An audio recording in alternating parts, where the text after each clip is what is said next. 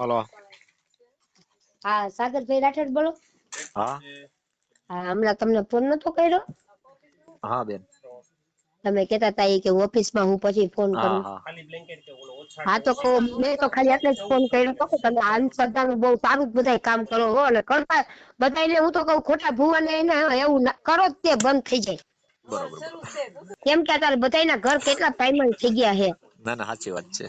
ખાવા ઘરમાં ખીચડી ન હોય પણ ભૂવાને પૈસા દેવા જાય, બોલો ઉછીના દેવાય. પછી કરી. હા હા હા. ઈ પ્રશ્ન મારા પપ્પાની ઘરે જ અમારે બની ગયો છે. શેનો બનાવ બન્યો બેન? એટલે હું પેલા માંદી હું હતી, અમે દરબાર થી હું જાડેજાની દીકરી છું, વારામાં મારું સાસરું છે. હા. અમે ક્ષત્રિય દરબાર થી. ક્યાં હું ગામથી? માંદી મારું માવતર અહીંયા ટોળા હા અને ગામ આપણે ગજેસર ઉપલેટા પાસે. બરોબર. આખું નામ તમારું બેન? વાડા અનસુયાબા રામદેવસિંહ. બરોબર બરોબર. એટલે એમ અમારે મારા પપ્પા ની હું બહુ માંદી હતી ને, તો પછી માનો તો જીવ હે ને કે આપડી દીકરીને કઈ થોડી જીવતે જીવ કોઈ મારી નાખે. હા હા હા. એટલે પોકે એમ કીધું કે તમે અહીંયા ઈ કે અનસુયાબા લઈ જાવ તો સારું થઈ જાય. તો યા ગયા ને તો ઈ ભુવા એ ઊંધી વિધિ કરી નાખી. તો બિચારા મારા મમ્મી ને મારા બેન હાજી હારા 6 મહિનામાં 2 જીવ વયો ગયો. લ્યો હાલે એવી હું વિધિ કરી નાખી બેન? હું ખબર હું કર્યું ઈ જ નથી ખબર. ત્યારે તો મારી ઉંમર ભાઈ હાવ એમાં હું નાની છે હતી. બેન, હવે તો મારી વાત સાંભળો. એમાં વયો જવાનું ઈ તો જીવનું એક એનું એક આવી ગયું હોય. બાકી છે ને એવું કઈ નથી કે ભવો મારી નાખે, ભવો કોઈને જીવાડી દે, એ વાત ખોટી છે. બરોબર એવું છે બેન.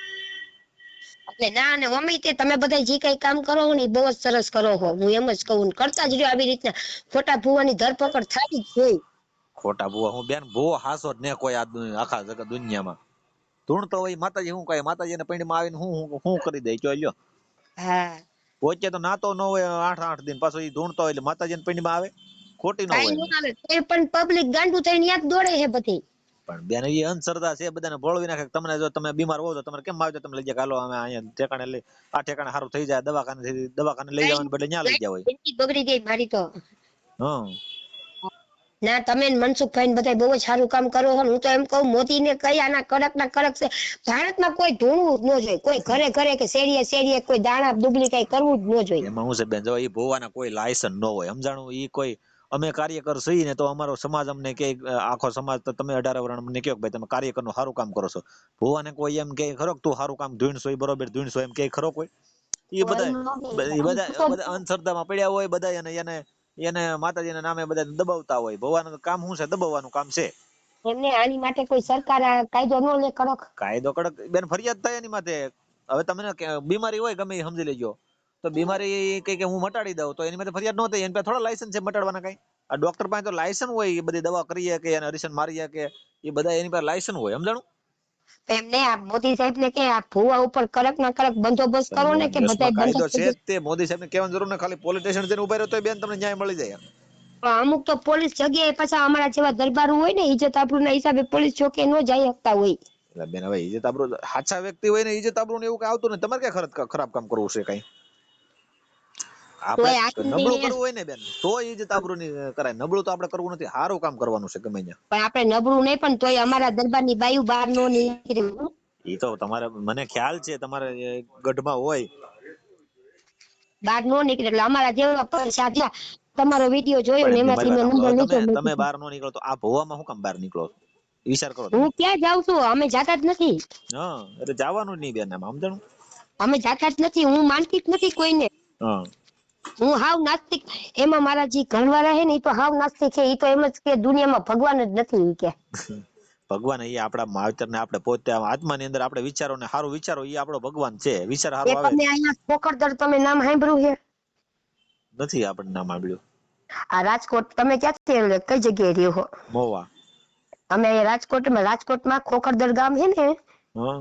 ત્યાં ભરવાડ ના દીકરી છે. અમે દર મંગળવારે ખાલી દર્શન કરવા જઈ છીએ. ત્યાં તો આપો આપશે ને તો સાચું જ છે. બરોબર. ઈ ભાનુઆઈ માં નામે તમે સાંભળ્યું હશે. હશે. હા, અહીંયા જ અમે ખાલી દર મંગળવારે દર્શન કરવા જઈએ ને પ્રસાદી પણ લઈને ઘરે એ પાછા એમાં શું છે, આવતા રહીએ. એ ગમે એ વ્યક્તિ હોય ને, અત્યારે જો રામપરા રૂપલમાં છે ને, એ ક્રાંતિકારી છે. એને એ એમાં શું છે ખબર છે? હા આ મોગલમાં છે.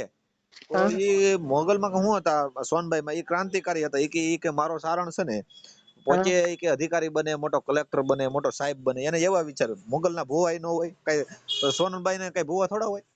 હમ હા એટલે એમ એવી રીતે જે માતાજી છે ને એ બધા આ જે ક્રાંતિકારી નહીં જે આ બજરંગદાસ બાપા છે હા. તો એ મોટા સંત કહેવાય. એ તો એ આપણે સંતનો સગડો કરે કહેવાય ને કે બાવાનો સગડો નહીં કરતા. હમ. હા એ વાળી વાત છે બેન. બાકી અમે ક્યાંય જોરાઓમાં તો પડી જ નહીં આ એ ખોટું બોલ. જોરાવા વાળા છે ને, જો આ તમને કહું તો શું કે ઈ જે તમે કહો છો ને કે અમે અહીંયા જાય છે, એ એક હા ક્રાંતિકારી દેવ માતાજી કહેવાય. એને માતાજીનું રૂપ ક્યારે આપ્યું હોય કે એને હા. એવા કામ કર્યા હોય, સમજાણું? અરે ત્યાં તો ભાઈ તમે જોવો ને તો આજ મંગળવાર છે ને, હા ત્યાં તો તમે જોવો દર મંગળવારે 20-25 હજાર માણસો હોય એમ, પણ કોઈનો રૂપિયાનો સિક્કો નહીં. પણ ઈ તો વાત જ છે ને, રૂપિયાના સિક્કાનો સવાલ નથી. ઈ તો એક દાન પુણ્ય ઈ વાત અલગ જ છે, સમજી લેજો. ત્યાં તો બહુ જ સાચું છે એમ. પણ આજે ધૂણતા હોય ને ઈ ખોટી ના હોય, સમજાણું? ના આ ચિંતા નથી, આયા તો તમે જોવો આપોઆપ પણ તમારે ઈ હે. તો અમે કહું તો શું તમને, ક્રાંતિકારી હોય. ક્રાંતિકારી કોને કહેવાય? દેશભક્ત કહેવાય. દેશભક્ત દેશની રક્ષા કરે. દેશ આ બધા માણસો છે એને સારી સૂચન સલાહ આપે. અને સંત સંત કોને કે સંતનો સ્વભાવ છે ને આ નિર્મળ હોય. ના એટલે તમે ને મનસુખભાઈ ને બધા બહુ જ સારું કામ કરો છો. અને હમ હું તો એમ પછી તમે પકડો જ તેવા ખોટાઓને તો પકડો જ તે પડદા ના ના ફાસ જ કરો. કાંઈ વાંધો નહીં બેન, તમારું નામ મૂકી દો. મારા અનસુયાબા રામદેવસિંહ. આગેવાનને કાર્યકરને તમે દરબારની દીકરી થઈને પ્રોત્સાહન આપ્યું, એ માટે આપણે તમારી મંજૂરી હોય ને બેન તો આપણે મૂકીએ. એમ તો આમાં તો કઈ તમારો નંબર નથી મૂકવાનો કે તમને કોઈ હેરાન કરે, તમને કોઈ ફોન કરે, એવું કઈ નથી આવતું, સમજાણું?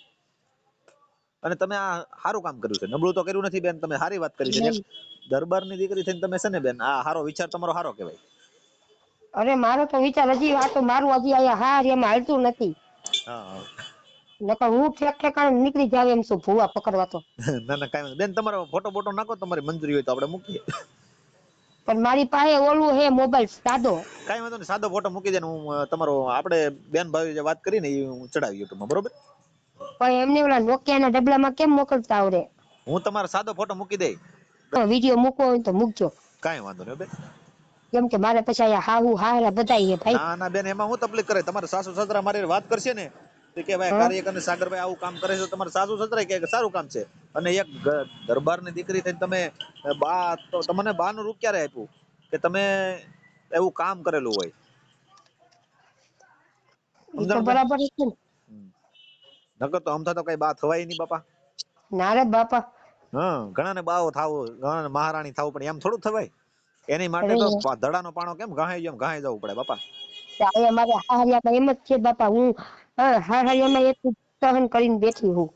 ના નહીં, બધી વાત હાચી. ઘરે ના ના કાંઈ ઘરે વાંધો નહીં, તમારો ફોટો બોટો નહીં મૂકો તો હું ખાલી ઓડિયો ચડાવી દઈશ. હા